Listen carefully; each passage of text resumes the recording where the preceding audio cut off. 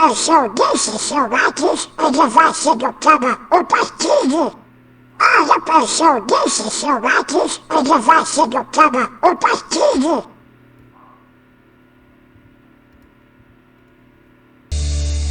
So de Blasio just issued a warning to Brazil's president, Jair Bolsonaro. He told Bolsonaro not to come to the UN General Assembly because he's not vaccinated. We need to send a message to all the world leaders, including most notably Bolsonaro from Brazil, that if you intend to come here, you need to be vaccinated. If you don't want to be vaccinated, don't bother coming, because everyone should be safe together. Really? Because Bolsonaro already recovered from COVID, so he doesn't need the vaccine. No one who's recovered from COVID needs the vaccine. They have greater immunity than people who get the vaccine. This is insane.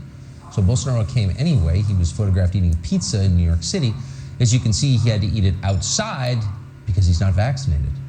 Eduardo Bolsonaro is a Brazilian politician. He's the son of the president of Brazil. He joins us to respond to Bill de Blasio. Mr. Bolsonaro, thanks so much for coming on tonight.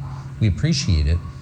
So were you tempted, was your father tempted to cancel the trip to New York because the failed mayor didn't want him there?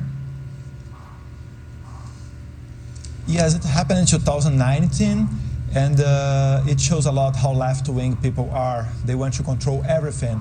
But I know that de Blasio is a Marxist that follows a lot what Antonio Gramsci says.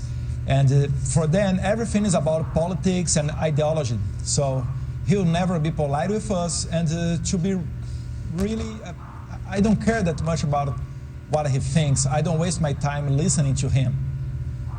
It's interesting. I love hearing the foreign perspective because sometimes people who don't live here see things with a greater clarity because they're not as caught up in the details. The first thing you said was de Blasio is a Marxist. That's obvious to you. Sure, yes, because this thing that when you think that you know what is better for the other people than the other people's opinion, it shows a lot about who you are.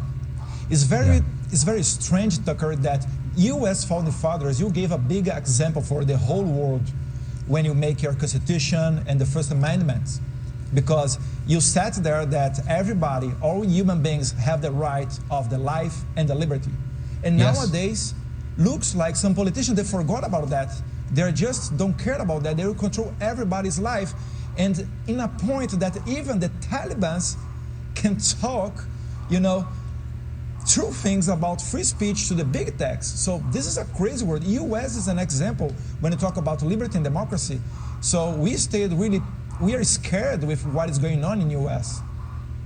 Oh, it's so sad to hear that. Do you think that when politicians in this country become totalitarian, when they strip the rights from the people they represent, that leaders around the world watch this and follow the example?